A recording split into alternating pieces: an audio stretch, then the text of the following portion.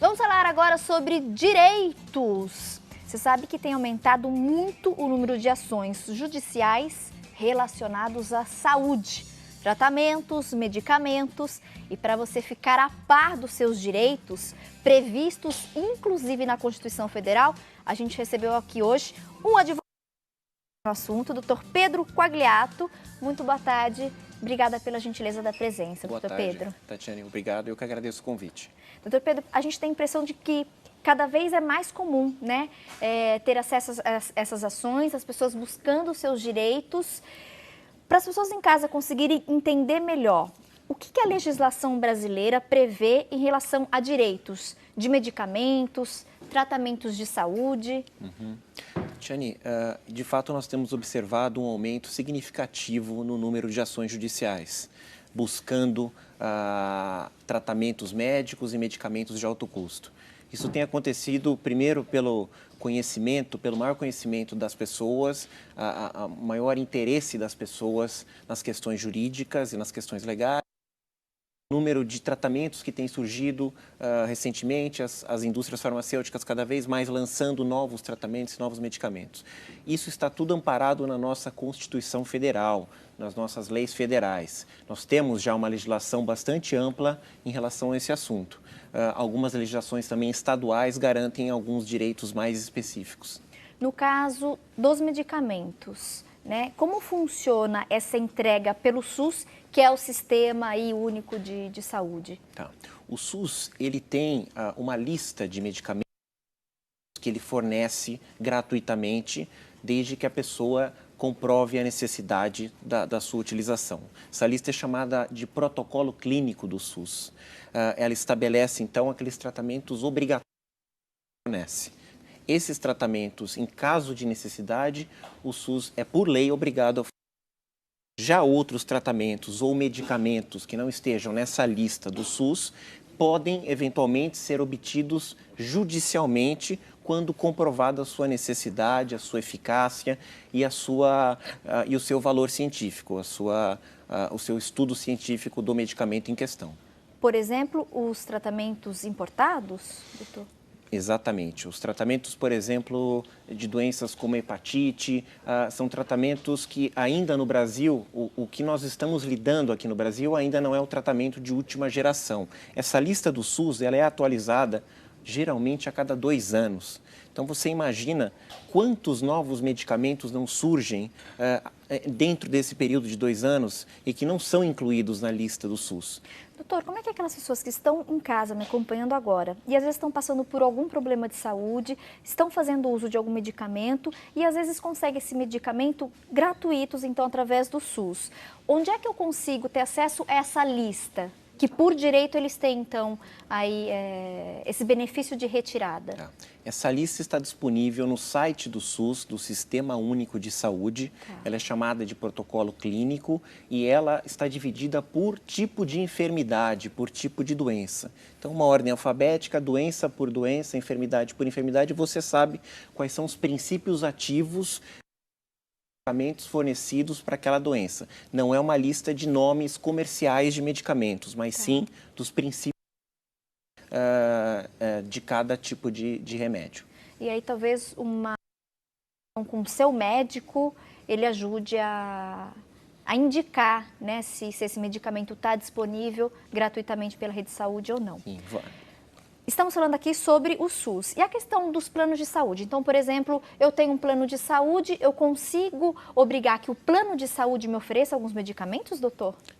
Sim, é possível você exigir do plano de saúde o tratamento ou os medicamentos necessários para a sua doença, desde que a sua doença esteja coberta, ou melhor, não esteja excluída expressamente do seu plano de saúde, da cobertura do seu plano de saúde. Tá? Por lei, tudo que não está excluído do contrato de plano de saúde, o plano necessariamente deve cobrir. E deve cobrir sem qualquer tipo de limitação. Ele não pode dizer que ele cobre o tratamento A, B e C daquela doença, mas os outros tratamentos, o D, E e F, ele não cobre. Na verdade, quando o plano de saúde se propõe a cobrir determinado tratamento, ele deve ir até o fim, mesmo que os últimos tratamentos sejam aqueles disponibilizados lá fora, disponibilizados só no exterior, com um custo mais elevado. Doutor, teoricamente, as pessoas têm direito a uma relação aí relativamente gratuitos. Mas, na prática, a gente sabe também que às vezes existe a negativa e a dificuldade de ter acesso a esses medicamentos, principalmente pelo SUS, o Sistema Único de Saúde. Nesse caso, como a pessoa deve proceder para que ela tenha aquele direito garantido? Os medicamentos são negados pelo SUS em duas situações. Primeiro, aqueles medicamentos que, mesmo estando na lista do SUS, são negados ou são limitados numa determinada quantidade, ou às vezes aqueles medicamentos que não estão na lista do SUS, esses são invariavelmente negados. Numa situação como essa, quando a pessoa necessitar de determinado medicamento para o tratamento da sua doença, e geralmente quando aquilo depender por uma questão de vida ou morte para a pessoa, ou de falecimento, ou de um agravamento irreversível da doença, quando a gente estiver falando de uma doença grave, a pessoa pode recorrer ao judiciário, visando uma ordem judicial, uma ordem de um juiz que vai determinar ao Estado ou ao município o fornecimento que foi negado pelo SUS. Perfeito. Doutora, a gente divulgou a sua participação e entre as perguntas que chegaram, tem uma em relação à internação pelo SUS e aí se é permitido a permanência do acompanhante. O que a lei diz nesse caso? Isso é um ótimo ponto. O acompanhamento, a permanência de um acompanhante no leito de um hospital pelo SUS, a regra é que não é permitida. Existem algumas exceções. Quais são elas? Caso o internado, caso o paciente seja um menor de idade, uma criança ou um adolescente. O direito da criança ou adolescente garante o direito desta criança, desse adolescente, ter o acompanhamento dos pais, do pai ou da mãe. Tá. Caso de maiores de 65 anos, direito do idoso, Estatuto do Idoso, garante também que ele seja acompanhado por uma pessoa. Então, menor de idade ou maior de 65 anos, 65 anos. Acompanhante. E por último, caso a pessoa tenha um estado físico ou psíquico que exija a permanência de um acompanhante, de um cuidador ou de um familiar. Nesses três casos, excepcionalmente, os pacientes vão ter direito a um acompanhante, a ter a presença de um acompanhante no leito do Hospital do SUS. É muito comum, infelizmente, também a gente perceber em algumas cidades, doutora, essa questão das vagas nos leitos de pelo SUS. Tendo essa dificuldade, como a pessoa deve proceder? Essa provavelmente é a questão talvez urgente que tem sido submetida à justiça. Você imagina uma situação onde a pessoa necessita de uma internação urgente numa UTI, a UTI daquela cidade está completamente lotada ou todas as UTIs da região estão lotadas e a pessoa recorre ao judiciário. A pessoa pode, nesse caso, recorrer ao judiciário para obter uma ordem judicial que obrigue o hospital a colocá-la, a arrumar uma vaga nessa UTI. Em contrapartida, você imagina a consequência de uma ordem judicial nesse sentido, que seria a exclusão, a saída de uma outra pessoa que eventualmente está na UTI para um atendimento comum.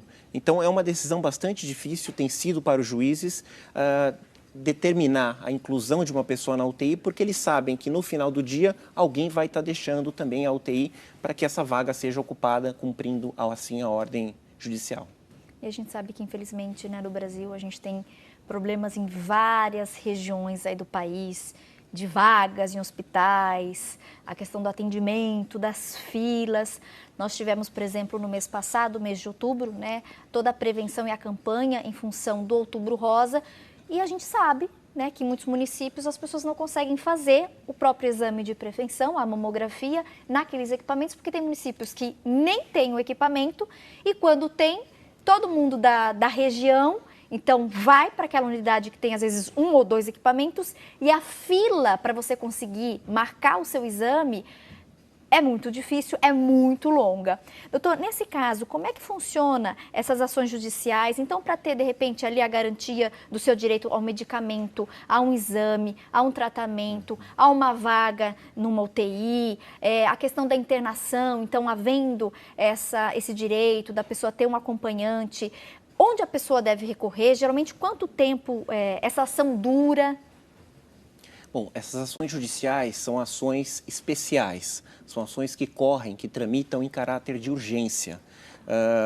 Ou seja, diferente das outras ações que nós temos no judiciário, são ações que são tratadas com prioridade pelos juízes. Em geral, de 5 a 10 dias você consegue uma resposta do Poder Judiciário. Então, recorrendo particular ou dativo, aquele nomeado pelo Estado, a pessoa pode obter em até uma semana, no máximo, uma decisão favorável, uma liminar favorável de um juiz. Aí vai muito da habilidade do advogado, também da cidade que está tramitando o processo. Existem cidades que os fóruns estão abarrotados de processos, outras nem tanto. Então, existe aí uma variação, mas, em geral, o prazo é curto. A pessoa conseguindo a liminar, o Estado é imediatamente intimado para cumprir o que a liminar determina, que pode ser a internação da pessoa numa UTI, pode ser o fornecimento de um medicamento nacional ou importado, pode ser o fornecimento de um tratamento médico especial ou o que foi pedido na ação. Perfeito. Caso a pessoa não tenha condição de contratar um advogado particular, onde ela deve procurar na sua cidade esse acompanhamento e esse atendimento gratuito que o Estado oferece? Perfeito. É no fórum, doutor? Onde que ela tem que ir? Cada cidade tem a sua defensoria pública, que são os advogados defensores da população mais carente, financeiramente falando. Pessoas que têm uma renda familiar de até 3 salários mínimos podem recorrer à defensoria pública, ao advogado dativo, aquele que é nomeado pelo Estado. Elas têm que necessariamente comprovar essa renda de até 3 salários mínimos. Tá. E no fórum ou na defensoria pública de sua cidade, você consegue um advogado gratuito nomeado pelo Estado, para qualquer finalidade. Antes dela procurar, então, essa defensoria pública da sua cidade ou o próprio advogado particular, quais documentos e o que ela precisa ter em mãos na hora de buscar esse auxílio? Por exemplo, eu preciso ali de um documento escrito com o usando algum tratamento específico, algum medicamento específico, ou o SUS ali também, quando ela vai buscar esse medicamento e não consegue acesso, eu preciso ter algo por escrito para comprovar, só a palavra, né, vai ali valer, como é que funciona? Bom, inicialmente era-se exigida a negativa do tratamento ou do medicamento, por escrito. De uns tempos para cá, essa negativa passou a ser tão difícil de ser obtida que os juízes já não exigem mais, tá? Isso já não é mais obrigatório. Basta a palavra do indivíduo, do paciente, declarando que o medicamento foi negado pelo SUS ou pelo plano de saúde para que ele possa entrar com a ação. Sabe-se que a pessoa geralmente recorre ao Poder Judiciário como última hipótese, como última alternativa. Então, os juízes têm encarado dessa forma e não têm mais exigido a negativa por escrito, que estava demorando meses, semanas, até meses para sair. Então, essa etapa já foi ultrapassada, não é mais obrigatória. Perfeito. Doutor, mais uma pergunta interessante. É dever do SUS oferecer próteses e cadeiras de rodas? As pessoas podem ter acesso a esses materiais gratuitamente? Perfeito. Desde que haja um relatório médico determinando a utilização da prótese, não para efeitos estéticos, mas para efeitos físicos, para melhorar ou para tratar de uma limitação física da pessoa, sim, a pessoa pode ter direito tanto a próteses como a cadeiras de rodas.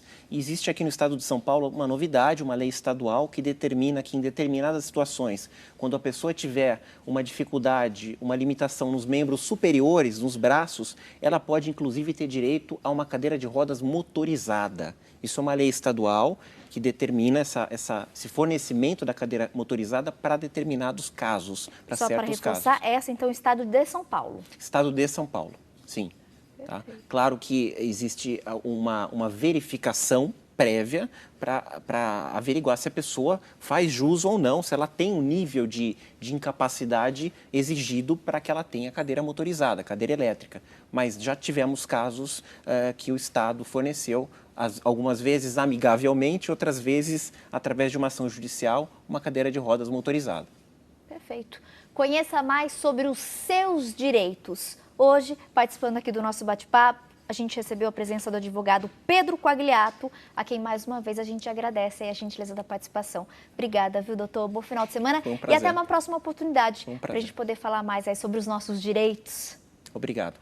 Bom finzinho de tarde. O mesmo. Tá? Mais um intervalo e qualquer dúvida que você tenha, pode entrar em contato aí conosco ou também segue os contatos do Dr. Pedro, tem o telefone e tem o site. O telefone é o 0 operadora 19 99875 2618 e o e-mail está no vídeo, vocês podem anotar e qualquer orientação, vocês podem encaminhar então uma mensagem direto para o Dr. Pedro. A gente agradece sempre a participação e a audiência do nosso público. Vou para um rápido intervalo, tempo de tomar aquele copo d'água e na sequência a gente volta com mais uma dica de arte para vocês. Até já!